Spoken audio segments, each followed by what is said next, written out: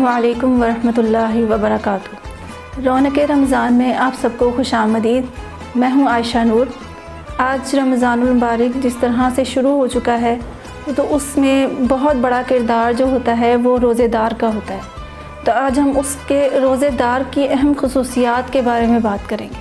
آج انشاءاللہ ہم ڈسکس کریں گے۔ ویسے تو روزے دار کی بہت سی خصوصیات ہیں، لیکن 5 بڑی خصوصیات اور جو اہم ہیں نا ان کو آپ کے سامنے آج بیان کروں گی۔ روزے دار کے بارے میں اللہ رب العزت نے بھی بہت سے ارشادات فرمائے ہیں، اور نبی پاک صلی اللہ علیہ وسلم نے بھی بہت سی فضیلتیں حدیث میں بیان فرمائی ہیں۔ اور جو انسان روزے سے ہے اس کی اتنی فضیلت ہے کہ وہ روزہ دار اپنے آپ کو کم نہ سمجھے اور کوشش کرے کہ جتنا ہو سکے اپنے آپ کو گناہوں سے بچانے کی کوشش کرے، پھر اس کا روزہ قبول ہوگا۔ یعنی روزہ دار تو ہو چکا ہے، روزہ تو اس نے رکھ لیا ہے، اور ویسے بھی رکھنا ہی ہے سب پر جو فرض جو ہے، لیکن اس طرح کا روزہ رکھیں کہ وہ آپ کو فائدہ بھی دے اور آپ کا روزہ قبول بھی ہو۔ اسی لیے 5 اس طرح کی بڑی خصوصیات جو روزے دار کی ہیں وہ میں بیان کروں گی۔ دعا ہے کہ اللہ پاک ہمیں ان خصوصیات سے نواز دے کہ ہم ایسے روزے دار بن جائیں۔ پہلی بڑی خصوصیت جو روزے دار کی ہے وہ یہ ہے کہ روزے دار کی دعا قبول کی جاتی ہے۔ اللہ اکبر۔ ہم سب یہ چاہتے ہیں کہ ہماری دعائیں قبول ہوں۔ بہت سے لوگ جو ہیں جو وہ جلدی کرتے ہیں کہ ہماری دعا قبول نہیں ہو رہی، ہم نے اتنی دعائیں اللہ سے مانگتے ہیں کچھ دیر کے لیے، اور جب دیکھتے ہیں کہ دعا قبول نہیں ہوئی تو پھر مانگنا ہی چھوڑ دیتے ہیں کہ اب تو ہماری دعا قبول نہیں ہو رہی۔ تو پھر ہماری سب سے بڑی یہی کوشش ہوتی ہے کہ ہم جتنی بھی دعائیں کر رہے ہیں وہ فوراً قبول ہو جائیں۔ تو یہ اپرچونٹی جو اللہ پاک نے ہمیں عطا کی ہے وہ پہلی یہ ہے کہ روزہ دار کی دعا قبول کی جاتی ہے۔ تو یہ روزہ دار کو خود سمجھنا چاہیے کہ وہ کتنا بڑا خوش نصیب ہے۔ اور رمضان المبارک جیسا کہ آ چکا ہے اور ہم سب نے روزے رکھنے ہیں، اور کوئی بھی روزے سے دور نہیں، روزے سے محروم نہیں۔ بہت سے لوگ ہیں جو عذر کی وجہ سے روزہ چھوڑتے ہیں، لیکن لاکھوں کروڑوں لوگ مسلمان روزہ رکھ رہے ہیں۔ تو انشاءاللہ جو بھی روزہ دار ہے اس کی دعا قبول کی جائے گی۔ حدیث شریف میں بیان فرمایا گیا ہے، نبی پاک صلی اللہ علیہ وسلم کا ارشاد ہے کہ روزہ دار کی دعا رد نہیں کی جاتی۔ اور اسی طرح ایک اور مفہوم ہے کہ جو شخص روزہ رمضان کے روزے رکھے اس کی دعا رد نہیں ہوگی۔ اور ایک حدیث شریف میں بیان کیا گیا ہے کہ 3 لوگ ہیں جن کی دعا رد نہیں کی جاتی، یعنی ان کی دعا ضرور قبول ہوتی ہے۔ نمبر 1 روزہ دار، اس کی دعا رد نہیں ہوتی۔ نمبر 2 وہ شخص جو بادشاہ ہے اور عادل ہے، یعنی لوگوں کے ساتھ انصاف کرنے والا ہے، اس کی دعا بھی رد نہیں ہوتی۔ اور تیسرا مظلوم، اس کی دعا بھی رد نہیں ہوتی۔ تو اسی حدیث میں بھی اور بہت سی حدیثوں میں روزے دار کی فضیلت یہ بھی بیان کی گئی ہے کہ اس کی دعا رد نہیں ہوتی۔ اور پھر رمضان المبارک میں ہمیں اتنی گھڑیاں ملی ہیں، سحری کے وقت دعا کریں، افطاری کے وقت دعا کریں، جتنا ہو سکے استغفار کریں، انشاءاللہ ہماری دعائیں قبول ہوں گی۔ اور ایسا نہیں ہے کہ ہماری دعا قبول نہیں ہوتی، لیکن بس اس کے پیچھے ایک اللہ پاک کی مصلحت ہوتی ہے، کسی میں اللہ پاک کے کسی کام میں بہتری ہوتی ہے، اسی لیے ہماری دعا قبول نہیں ہوتی۔ یہاں تو اللہ پاک ہمیں اس دعا کے بدلے میں اس کا بہترین الٹرنیٹ عطا کر دیتے ہیں، یا پھر وہی چیز ہمیں ویسے ہی عطا کر دیتے ہیں لیکن کچھ وقت لگتا ہے، یا پھر وہ دعا ہمارے لیے آخرت کے لیے ذخیرہ کر دی جاتی ہے۔ اسی لیے ہم سب کو چاہیے کہ سحری ہو یا افطاری، ان قبولیت کی گھڑیوں کو ہمیں ضائع نہیں کرنا چاہیے۔ جیسے ہی عورتیں بھی گھر میں افطاری بنا رہی ہوتی ہیں، سحری بنا رہی ہوتی ہیں، تو ٹھیک ہے سب کچھ بنائیں، لیکن جب افطاری سے 3 منٹ 5 منٹ 7 منٹ پہلے اپنے ہر کام کو بند کر کے سارے گھر والے ایک جگہ بیٹھ جائیں اور اللہ سے جتنا ہو سکے مانگیں، جو چاہتے ہیں آپ اپنے رب سے مانگیں۔ حدیث شریف کا مفہوم ہے کہ آپ اپنے رب سے اپنے جوتے کا تسمہ بھی نہیں نہ ہے تو وہ بھی اپنے رب سے مانگو، ایک ماچس کی تیلی ہے نا وہ بھی اپنے اللہ سے مانگو۔ اور ہماری تو خواہشیں ہی بہت بڑی بڑی ہیں، ہم تو گناہ گار ہی بہت ہیں، ہمیں تو بہت کچھ چاہیے اللہ پاک سے، تو اللہ پاک سے مانگے بجائے اس کے کہ ہم کسی اور کے محتاج ہوں۔ جو شخص اللہ سے مانگنا چھوڑ دیتا ہے نا، پھر اللہ پاک اسے بھی چھوڑ دیتے ہیں، یعنی اللہ پاک اسے دوسروں کے حال پہ چھوڑ دیتے ہیں، پھر وہ دوسروں کے آگے ہی ہاتھ پھیلاتا پھرتا ہے۔ اس لیے سحری ہے یا افطاری، بلکہ جب آپ روزے میں ہیں نا تو آپ اس طرح ہیں کہ آپ کے پورے جسم پہ ایک اورا سا آ گیا ہے اور آپ ایک غلاف سا چڑھ گیا آپ کے اوپر۔ اب نہ کوئی گناہ اندر انٹر ہو سکتا ہے اور نہ کوئی اندر سے نیکی باہر جا سکتی ہے، نیکی آپ کے اندر خود بخود انٹر ہوگی، گناہ انٹر نہیں ہوگا، کیونکہ یہ ایک طرح غلاف آ چکا ہے آپ کے اوپر، ایک طرح روزہ آپ کے اوپر ایک طرح آ چکا ہے۔ ویسے بھی حدیث شریف کا مفہوم ہے کہ جو روزہ ہے وہ ہمیں شہوتوں سے اور برے کاموں سے بچاتا ہے، اسی لیے ہمارا سب سے پہلا اول کام یہی ہو کہ جتنا ہو سکے، اب روزہ آ چکا ہے، رمضان المبارک انٹر ہو چکا ہے، تو جتنا ہو سکے اپنے آپ کو دعاؤں میں مشغول رکھیں، زیادہ سے زیادہ قرآن پاک پڑھیں، اور جب بھی عبادت کریں، جب بھی قرآن پاک پڑھیں، اس کے بعد ضرور دعا کریں، انشاءاللہ وہ دعا ضرور قبول ہوگی، اور ایک دن آئے گا کہ آپ اپنے منہ سے کہیں گے ضرور کہ میری فلاں دن کی دعا قبول ہوئی ہے، یہ فلاں دن کی تھی، میں نے رمضان میں مانگی تھی نا، اس لیے قبول ہو۔ بسا اوقات ایسا کام ہوتا ہے جو ہمارا پھنسا ہوا ہوتا ہے، تو وہ بھی اگر آپ روزے دار سے کہیں نا کہ ہمارے لیے دعا کرو تو ضرور قبول ہوگی انشاءاللہ۔ پھر اس طرح سے دوسری جو بڑی خصوصیت روزے دار کی بیان کی گئی ہے وہ یہ ہے کہ روزے دار کی جو منہ کی بو ہوتی ہے نا، وہ اللہ پاک کو مشک کی خوشبو سے زیادہ پسند ہے۔ مشک جیسے کہ آپ سب جانتے ہیں بہت ہی تیز ترین خوشبو ہوتی ہے، اور بعض کتابوں میں تو آیا ہے کہ ہرن کی جو کان کی میل ہوتی ہے اس سے مشک کی خوشبو بنائی جاتی ہے، یعنی کہ اللہ کی کتنی بڑی شان ہے کہ ایک جانور کے کان کی میل سے اللہ پاک ایک خوشبو تیار کر رہے ہیں، اور اس خوشبو کے بارے میں تو بہت سے لوگوں نے بیان کیا ہے کہ بہت تیز خوشبو ہوتی ہے اس کی، تو اس سے زیادہ خوشبو، اس مشک کی خوشبو سے زیادہ روزے دار کی منہ کی بو اللہ پاک کو پسند ہے۔ یہ ایسا کیوں ہے؟ یہ اسی وجہ سے ہے کہ روزے دار کی خصوصیت ہی بہت ہے، وہ بہت اہم بندہ بن جاتا ہے جب روزہ رکھتا ہے اور اللہ تعالیٰ کی خاطر کھانا پینا چھوڑتا ہے اور شہوات کو چھوڑتا ہے اور برے کاموں سے بچتا ہے، اللہ کا ذکر و اذکار کرتا ہے، تو یہ اس کی برکت کی وجہ سے اللہ تعالیٰ اسے یہ سرٹیفکیٹ دے دیتے ہیں کہ اس کے پاس اس کی یہ خصوصیت بن جاتی ہے کہ وہ روزہ دار ہے، اسی لیے اللہ پاک کو اس کے منہ کی بدبو جو ہے وہ مشک کی خوشبو سے زیادہ پسند ہوتی ہے۔ محبت کرتے ہیں نا اللہ پاک اپنے بندے سے، اسی لیے مشک کی خوشبو نہیں پسند ہوتی جتنے اللہ پاک کو روزے دار کے منہ کی بو پسند ہوتی۔ تو اسی سے حساب لگا لے کہ روزہ دار کتنا خصوصیت والا ہے۔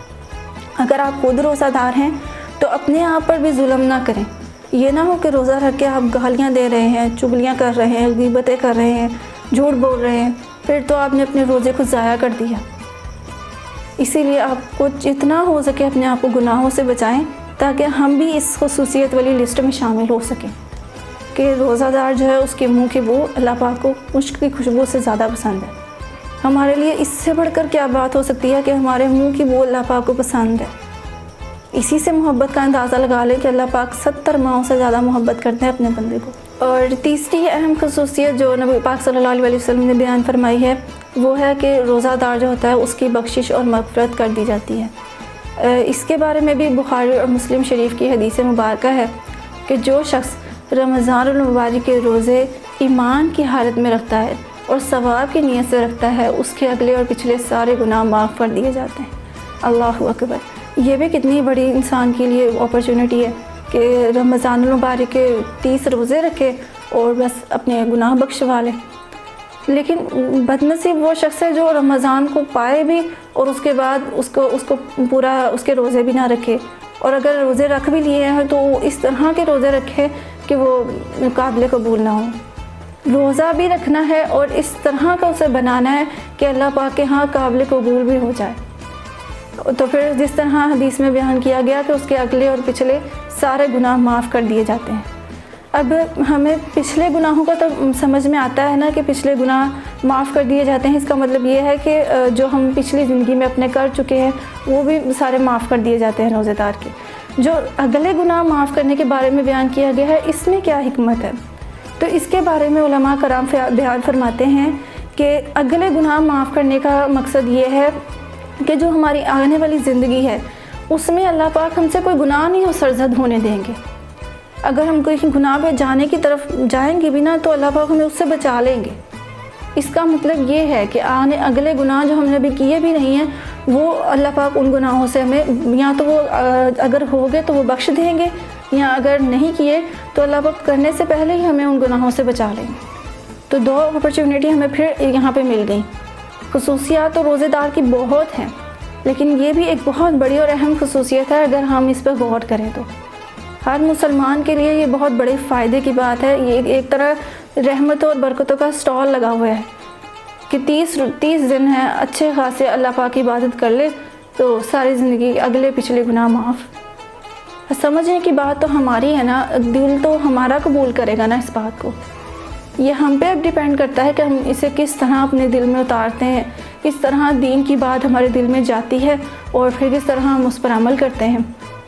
پھر چوتھی بڑی جو اس کی فضیلت روزے دار کی ایک اور خصوصیت بیان کی, وہ یہ ہے کہ روزہ دار جو ہے اس کا اجر اللہ پاک خود دیتے ہیں. اس میں یہ بیان فرمایا گیا ہے کہ حدیث شریف کا ہی مفہوم ہے کہ روزہ اللہ پاک نے فرمایا, حدیث قدسی ہے, اللہ رب العزت کی طرف سے ارشاد ہے کہ روزہ میرے لیے ہے اور میں ہی اس کا اجر دوں گا. اب اس کا مطلب کیا ہے کہ میرے لیے ہے اور میں ہی اس کا اجر دوں گا؟ اس کا مطلب یہ ہے کہ روزہ جو ہے نا, باقی عبادت تو ہم اس طرح ہے نا کہ نماز پڑھ رہے ہیں وہ سب کے سامنے پڑھ رہے ہیں, زکوٰۃ دے رہے ہیں تو بس اوقات کسی کے سامنے بھی دیتے ہیں, اور ایسا بھی ہوتا ہے کہ جس کو دے رہے ہیں وہ بھی دیکھ رہا ہوتا ہے. حج میں بھی بہت سارے لوگوں کے ساتھ عبادت کر رہے ہوتے ہیں. اسی طرح کلمہ طیبہ پڑھنا ہے وہ بھی سب کے سامنے پڑھا جاتا ہے. روزہ جو ہے نا وہ ایسی عبادت ہے کہ وہ ہم کسی کے سامنے نہیں کرتے. روزے میں ہیں ہم, اور ہم ایسا بھی کر سکتے ہیں کہ چھپ کر تو کچھ کھا پیا جائے, لیکن ہم ایسا نہیں ہونے دیتے. یہ پھر اللہ پاک کے اور بندے کے درمیان کا معاملہ ہوتا ہے. آپ خود دیکھ سکتے ہیں اس چیز کو کہ ہم روزے میں ہوتے ہیں تو بندے کا دل للچا ہی جاتا ہے کہ ہم اکیلے ہیں چلو کچھ کھا پی لیتے ہیں, یا اکیلے ہیں تو گناہ کر لیتے ہیں, پھر کیا ہوا روزہ ہی ہے تو, لیکن ہم پھر بھی نہیں کریں گے. تو پھر جب ہم اکیلے ہو کر بھی یہ جانتے ہوئے کہ ہمارا اللہ ہمارے پاس ہے اور اللہ کے ساتھ ہمارا معاملہ ہے, اور پھر بھی ہم یہ کام نہیں کریں گے, تو پھر انشاءاللہ ہم اس کیٹیگری میں شامل ہو جائیں گے. اور وہ کیٹیگری یہی ہے کہ ہمیں ہمارا اجر اللہ پاک دیں گے. اس کے بارے میں ایک اور علماء بیان فرماتے ہیں کہ اس کی فضیلت, تو ویسے تو اس کی فضیلت بہت زیادہ ہے, لیکن اس میں ایک چیز یہ بھی دیکھنے والی ہے اور غور کرنے والی ہے کہ نا قیامت کے دن جب ہم اللہ پاک کے سامنے کھڑے ہوں گے نا, اور جب یہ چیز یہ اپرچونٹی اللہ پاک نے کیوں رکھی ہے, اس کی حکمت کو دیکھنے پہ غور کرنے کی بات ہے. ہر مسلمان کو چاہیے کہ اس کی حکمت پہ غور کرے. اس کی حکمت کیا ہے کہ جب ہم اللہ پاک کے سامنے ہوں گے قیامت والے دن, اور ہمارے اعمال کا نامہ اعمال کا جو ہے وہ حساب کتاب ہو رہا ہے, تو مثال کے طور پر اگر 50 نیکیاں جو ہیں ہماری اعمال میں سے کم ہو گئی, تو پھر ہم کیا کریں گے؟ وہاں پہ اللہ کے سامنے ایسے کھڑے ہوں گے اور جو ہے وہ نعوذ باللہ اللہ نہ کرے ہم پریشان ہو جائیں گے نا. تو یہ اپرچونٹی اور یہ جو سرٹیفکیٹ ہے نا, یہ اس وقت کے لیے اللہ پاک نے رکھا ہوا ہے کہ روزہ میرے لیے ہے. اس کا اجر پہلے نہیں بتایا, جب وہاں پہ ہمیں ضرورت ہوگی نا اجر کی, پھر اللہ پاک نے کہنا ہے کہ تم نے روزہ رکھا تھا رمضان میں, اور فلانے رمضان میں فلاں رمضان میں اس طرح تمہاری زندگی میں رمضان آتا رہا اور تم روزہ رکھتے رہے, تو اس کی برکت کی وجہ سے اللہ پاک کہیں گے کہ جو 50 نیکیاں رہ گئی ہیں نا, جس سے 50 سے ہم مار کھا جاتے ہیں, تو وہ 50 نیکیاں اللہ پاک کہیں گے یہ اس روزے کا اجر ہے. اس خالی پن کو, یا جو کہتے ہیں نا کہ وہ جو خالی جگہ ہے, اس خالی جگہ کو پر کرنے کے لیے اللہ پاک نے یہ ایسا فرمایا ہے کہ روزہ میرے لیے ہے اور اس کا اجر میں خود دوں گا. اس لیے سارے بندے سائڈ پہ ہو جائیں, یہ میرا اور میرے بندے کا معاملہ ہے. اس میں کسی کو بولنے کی ضرورت نہیں ہے کہ یہ روزہ دار ہے اور اس طرح کرتا ہے, نمازیں نہیں پڑھتا, یہ ویسے ہے یہ ویسے. ہمیں چاہیے کہ ہم خود دیکھیں کہ ہم کیا کرتے ہیں, اپنا اندر دیکھیں, کسی کی طرف نہ جھانکیں کہ وہ فلاں کے کرتا ہے فلاں کے کرتا ہے. آپ کا کام ہے کہ صرف اس کو دین کی طرف سیدھی راستے پہ لے کر آنا, باقی دل اس کا قبول کرے یا نہ کرے یہ اس کی مرضی ہے. ہمارے نبی پاک صلی اللہ علیہ وسلم کو بھی ایسے ہی ہمارے اللہ نے کہا تھا کہ آپ کا کام ہے صرف ان تک نصیحت کو پہنچا دینا, اب آگے وہ قبول کریں یا نہ کریں یہ آپ کی ذمہ داری نہیں ہے. اسی لیے کسی کو تانا طنز بالکل کرنے کی ضرورت نہیں, صرف اتنا سوچ لیں کہ اس کا اجر جو ہے اللہ پاک نے خود دینا ہے. اگر گناہ گار سے گناہ گار شخص بھی روزہ رکھ رہا ہے تو اسے بھی تانا دے کر ملامت نہ کریں کہ گناہ گار ہو کے روزے رکھ رہا ہے, اس کے پتہ نہیں روزے قبول ہونے بھی کہ نہیں. ہمیں کیا پتہ کہ ہمارا روزہ قبول ہونا ہے کہ نہیں. ہو سکتا ہے اللہ پاک کے نزدیک وہ زیادہ اچھا ہو, زیادہ بہترین بندہ ہو سکتا ہے دل میں اس کا اللہ پاک کے ساتھ کنیکشن ہو سکتا ہے اندر سے وہ اللہ پاک کے ساتھ کنیکٹڈ ہو. تو ہم کسی کے بارے میں ظاہری طور پہ یہ دیکھ کے نہیں کہہ سکتے کہ فلاں بڑا گناہ گار ہے، فلاں بڑا دور ہے اللہ سے. تو یہ چیز ہمیں اپنے اندر سے ختم کرنی چاہیے. کہیں ایسا نہ ہو کہ جو ہم خود عمل کر رہے ہیں وہ بھی خدا نخواستہ ہم سے دور ہوتا جائے اور ہمیں بھی اللہ پاک اسی طرح گناہوں میں مبتلا کر دے. نعوذ باللہ. اپنے آپ کو درست کرنے کی کوشش کیجیے. 5ویں اور بہت ہی خوبصورت جو روزے دار کے لیے، اسپیشلی سارے روزے داروں کے لیے، جو کہتے ہیں نا کہ ہائیسٹ لیول پہ اللہ پاک نے یہ خصوصیت بیان کروائی ہے، اور وہ یہ ہے کہ جو روزہ دار ہوتا ہے اس کی جو آخرت ہوگی اس میں جنت میں اس کے لیے ایک دروازہ متعین ہے. ایک علیحدہ دروازہ روزے دار کے لیے جنت میں ہے، اس کا نام ہے ریان. حدیث مبارکہ میں بھی بیان فرمایا گیا ہے، بخاری اور مسلم شریف کی حدیث مبارکہ ہے جس میں بیان کیا گیا ہے کہ جنت کے 8 دروازے ہیں اور ان میں سے ایک دروازے کا نام ہے ریان. اس میں سے صرف جنت میں اس دروازے سے صرف روزے دار داخل ہوں گے، اس کے علاوہ کوئی اندر داخل نہیں ہو سکے گا. پھر ایک اور روایت کا مفہوم ہے کہ جب اس ریان دروازے سے روزے دار کو بلایا جائے گا کہ روزے دار کہاں پر ہیں، وہ سارے وہاں پر آ جائیں گے. پھر اس دروازے سے اندر انٹر ہو جائیں گے اور اس دروازے کو بند کر دیا جائے گا. یعنی اس دروازے سے صرف خاص طور پہ روزے داروں نے داخل ہونا ہے. تو ہم اکیلے تو نہیں روزہ رکھنے والے، لاکھوں کروڑوں لوگ مسلمان روزہ رکھتے ہیں. تو کتنی بڑی خصوصیت کی بات ہے کہ سارے روزے دار اکٹھے اس دروازے سے جائیں گے. وہ اسپیشلی طور پر روزے داروں کے لیے اللہ پاک نے رکھا ہوا ہے. ایک حدیث مبارکہ کا تو مفہوم یہاں تک آتا ہے کہ جب قیامت کا دن ہوگا اور ہر طرف پریشانی ہی پریشانی کا عالم ہوگا، ہر ایک کو اپنی پڑی ہوگی، ہر ایک ٹینشن میں ہوگا نا کہ پتہ نہیں میرا کیا بنے گا یا میرا آخر کیا ہوگا، میں جنت میں جاؤں یا جہنم میں. اس وقت اتنی مشکل کے وقت میں بھی جو روزے دار ہیں نا ان کے لیے اللہ پاک دسترخوان لگوائیں گے. روزے محشر جو ہے نا روزے دار کے لیے دسترخوان لگوایا جائے گا اور وہ اس پر بیٹھ کے کھانا کھا رہے ہوں گے، جنت کے پھل کھا رہے ہوں گے. اور پھر ایک اور حدیث میں بیان فرمایا گیا ہے کہ جو روزہ دار اس باب الریان یعنی جنت کے ریان نام کے دروازے سے جو گزر کے جائے گا نا اندر، وہ کبھی پیاسا نہیں رہے گا، اسے کبھی پیاس نہیں لگے گی. دوبارہ پانی پیے گا، مشروب پیے گا جنت کے، تو وہ صرف اور صرف لذت کے لیے ہوں گے، اسے کبھی دوبارہ پیاس نہیں لگے گی. تو یہ بھی ایک بہت بڑی خصوصیت ہے.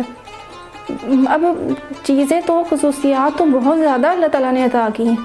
مسئلہ تو یہ ہے نا کہ ہم ان چیزوں کو قبول نہیں کرتے، ہم ان چیزوں کو جانتے نہیں ہیں. ہم یعنی کہ ہمیں دین کی سمجھ نہیں ہے، دین کی تعلیم نہیں ہم نے حاصل کی ہوئی. بہت سے لوگ ہیں جو ان باتوں کو نہیں جانتے ہوں گے. اسی لیے ہمیں چاہیے کہ ہم دین کو بھی ساتھ ساتھ اپنے دین کو بھی لے کر چلیں. دین بھی ساتھ ساتھ پڑھتے رہیں گے تو انشاءاللہ اس کا بھی بڑا فائدہ ہوگا. اس طرح کی بہت سی حدیثیں ہمیں سامنے پتہ چلیں گی اور یہ بہت بڑی بشارت ہے روزے دار کے لیے کہ بخشش ہو جائے گی، اجر اللہ پاک خود دیں گے. اس کے بعد اس کے منہ کی بو جو ہے وہ اللہ تعالیٰ کے نزدیک اتنی پسندیدہ ہے، پھر اس کی مغفرت ہو جائے گی. اور اسی طرح پھر اس کا جو باب الریان دروازے سے اس کو گزارا جائے گا کہ دوبارہ کبھی پیاسا نہیں ہوگا. کتنی ساری خصوصیات ہیں اور اس کے علاوہ بے شمار خصوصیات اللہ تعالیٰ نے بیان کی ہیں. اب یہ ہم پہ ڈیپینڈ کرتا ہے کہ ہم ان کو کس طرح سے اپنے اندر لیتے ہیں، کیسے اپنے آپ کو ٹھیک کرتے ہیں، کیسے صحیح پکے سچے روزے دار بنتے ہیں. روزے کو تو ہم نے ایسے وہ کہتے ہیں نا کہ بہت عام سی چیزیں لیا ہوا ہے، ہمیں اس کی اہمیت ہی نہیں معلوم. اگر اس کی اہمیت کو دل میں رکھ کے ہم روزہ رکھیں گے نا تو پھر کبھی روزے میں ہم گالی نہیں دے سکتے، روزے میں ہم کبھی جھوٹ نہیں بولیں گے پھر دوبارہ. حالانکہ آج بہت سے لوگ ایسے ہیں جو روزے میں گالی بھی دے رہے ہیں، غیبت بھی کر رہے ہیں، کسی کا دل بھی دکھا رہے ہیں، لوگوں کو مال جھگڑا بھی کر رہے ہیں، اور کہنے میں کیا ہے وہ روزے دار ہیں. نعوذ باللہ، استغفر اللہ. اللہ پاک سے دعا ہے کہ اللہ پاک ہمیں پکے اور اچھے روزے دار بنانے کی توفیق دے جیسا کہ اس کا حق ہے. اور اسی طرح ایسا روزہ ہم رکھیں کہ ہمارے 30 کے 30 روزے ڈائریکٹ اللہ پاک کے پاس قبول ہو جائیں. کوئی روزہ ہمارا ایسا نہ ہو کہ وہ ضائع ہو جائے، کسی وجہ سے ہم نے کوئی گناہ کر لیا اور ضائع ہو گیا، نعوذ باللہ، پھر تو ہماری محنت ساری ضائع گئی نا. اللہ پاک سے دعا کیا کریں ہمیشہ، انشاءاللہ العزیز اللہ پاک ہمیں جو اگلے 30 روزے ہیں یہ صحت اور عافیت کے ساتھ عطا فرمائے، اور پھر اس کے بعد ان روزوں کو ان کے حق کے مطابق ہمیں رکھنے کی توفیق عطا فرمائے. آمین. وآخر الدعوانا ان الحمد للہ رب العالمین.